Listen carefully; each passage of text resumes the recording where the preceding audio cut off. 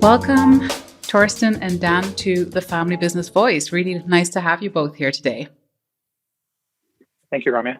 Great to be Pleasure here. to be here. Thank you. So, guys, I'm really excited to talk about what we're going to talk about today because let's face it, everybody keeps on saying family businesses are the backbone of the economy. Family businesses are the most frequently encountered ownership model. Family businesses contribute the most jobs. Family businesses are the most innovative. But then when you ask them, so how many are there and how big is that contribution in reality, most people there will be a flat line at the other end, basically, because we really don't have much of that concrete data backing these claims up anywhere in the world. And that's what we're here for today. And I would love to start off by just you guys telling us a little bit more about the research that you have recently undertaken, or the refresh of the research that you've undertaken here to at least clarify the family business's contribution to the US economy, which will be a great place to start, to be fair. I'll begin, although, full disclaimer, I was not part of the research team. However, was approached by Family Enterprise USA. They had wanted to update this research for quite some time. And within the family business community, I'm the director of the Smith Family Business at Cornell University, and there are a number of other centers throughout North America. And the question constantly comes up, this research was from the early 2000s. Is there anything more current? And there really just wasn't. So Family Enterprise USA had a vested interest in updating this research. Torsten and I go way back. And I reached out to him, and he, instantly wanted to be a part of it. So making the connection back with Family Enterprise USA, that's what really sort of kickstarted the project. And Torsten, I'll let him explain the actual research project, but reached out to Joe Astrachan, who was one of the authors of the original study, and off we went. So, it's great to see this come together in a relatively short period of time as research standards go. And also during a difficult time, as we all know, over the last year, all of these businesses were facing, shutdown or at least changes due to COVID. So Torsten and his team have done admirable work, and it's wonderful now to be able to share this in a public forum. So, and Torsten, if I may ask you a very naughty question, you shouldn't ask that to an academic, of course, but were you very biased going into this research? Did you have like clear expectations of what this was going to reveal? Sure, no, not nasty at all. I think we all have kind of some assumptions that we carry around with us, and sometimes they also make their ways into the research. However, we wanted to go over this as unbiased a view as possible, because as Dan shared, and he's been a tremendous partner in this effort to really see, well, how have things changed? So this original research that Joe Astrachan, Melissa Shankar did in 2003 has been around for a while, and it was just time to update it. So maybe to take a step back. So what this research does, and you alluded to this earlier, Ramya, is that it looks at family businesses with almost like a magnifying glass approach. So as we know, family business is not one thing, and it uses an approach depending on various definitions, from very broad to very narrow. Right? That's where this focus approach comes in, and says, well, depending on how you define family business, so what a family business is, you can go with a very broad approach and then narrow it down to a very specific meaning of family business. And when we apply this approach, it helps us assess how many family businesses there are, what impact there is to the economy, and generally what they do and how productive they are. So that was a very appealing, still is a very appealing approach to us. And we've been thinking about repeating this, but as so often, other things come up, and we've been pushing it to the side. And then when this opportunity with Family Enterprise USA came around, and with Dan, we said, well, let's do it. And we're glad we did it, because it was certainly worthwhile doing. Like the broadest definition that you guys allowed as qualifying as a family business basically suggests that to the US economy. There's a contribution of 54% of the private sector GDP and 7.7 trillion US dollars. Can you guys talk to us just a little bit about the finer points to this? Because this is those are huge numbers to see. What are we supposed to read into numbers like that? You talked earlier about expectations or some biases that we had going into this, Ramya. Well, we had really no biases. We were surprised. We were stunned when we saw the results of the 2020 study come back, because what we see is that there are roughly 10 million family businesses more than in 2003. Now, let's take a step back and come back to the earlier discussion that we had. If we take on this position that some people out there have, that family businesses are what? The scrap heap of the economy, that they don't innovate, right? That they are slow to change, that they are there to be bought up by these big corporate giants and turned into something great, whatever that is, right? Right? So if that's the case, how then can we explain that there are 10 million of these more in roughly 10 years? So that was something where we went, wow, that's huge. Right? It's 10 million. That's enormous. That's enormous. Right?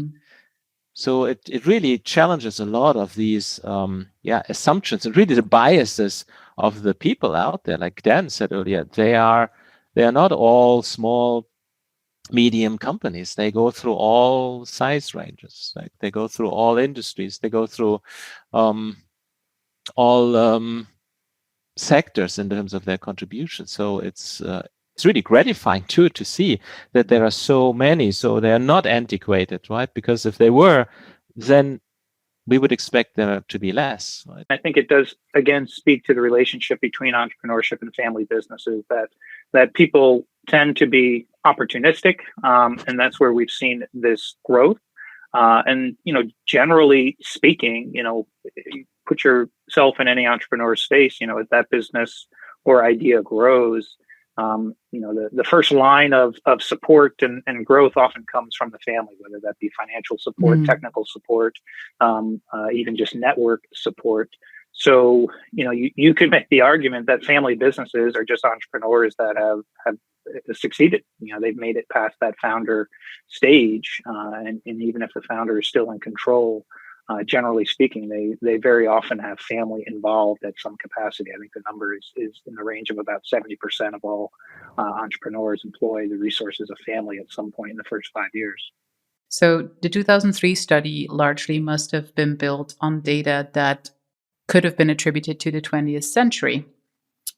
17 years onwards, we are almost at a quarter of the 21st century, a century that I think we can all agree shows markedly different problems and megatrends and tendencies, right? So we live in an extremely accelerated time of technological development. Climate change has become the most urgent consideration we could possibly have. Reverse psychology question. Are family businesses a realistic proposition in this kind of a fast-paced changing time? Are family businesses the right model to pursue if, we really have a very short planning horizon due to such high levels of uncertainty? Yeah, I mean, that's a great question and an interesting way to frame it. The best way that I can respond to that, one, I think, we speak of family business in very glowing terms, and we have a certain affection for them. They're also not the silver bullet. And I bring this up in the class that I teach. It's a double-edged sword, because everything that strikes for the positive for family business can also strike for the negative. The fact that these are privately owned companies signals that they can do what they want when it comes to it. And they have to choose to respond to public pressure in their own way. We're seeing that public pressure, wielded in ways that we've never seen it before. So I think the smart family businesses, need to understand the role that they play in change. However, if we go back, as we've already said, these family businesses have demonstrated permanence. They have been through wars. They have been through depressions and recessions. They have been through previous pandemics. You think back, 100 years, for any business that has survived that, they have seen these changes come and go. And the one thing I think that unites many of them is their ability to innovate and change and adapt to, where the opportunity takes them. So where does that lead? I don't know. But, we have seen, family businesses be, kind of turn on a dime during COVID and produce, PPE, produce, ways in which they've responded to community needs. Many of them have, gone to great lengths not to lay off people and keep supporting their employees because they know they are so ingrained in the community. And so I think that long-term view certainly helps.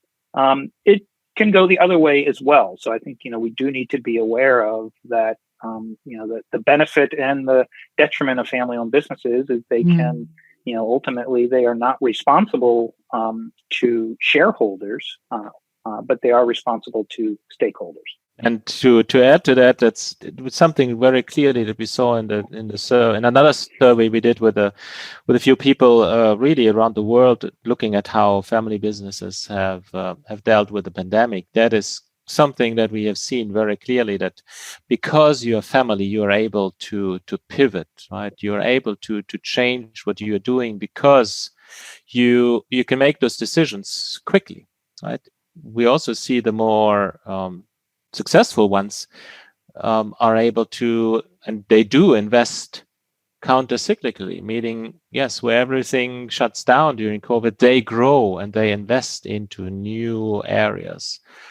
So, and you can do this because you have a focus, you have an objective, and you go for it, right? Whereas in all these other, faceless, predatory investment funds, right? It's all about the money. It's quick. Well, that's tough to pull off these days, right?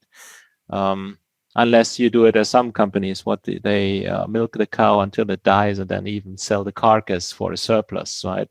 That's not what family businesses do, right? And I think that's a really good thing that that's not the case.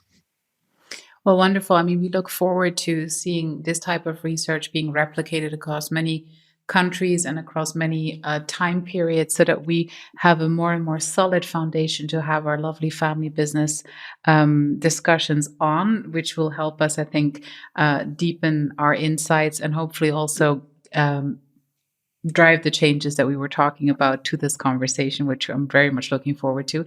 Thank you both, Torsten and Dan, for your excellent contribution today on the Family Business Voice. Thanks for coming in. Thank you for having us, Ramya. Thanks for taking the time and asking such great questions, Ramya. Always a pleasure.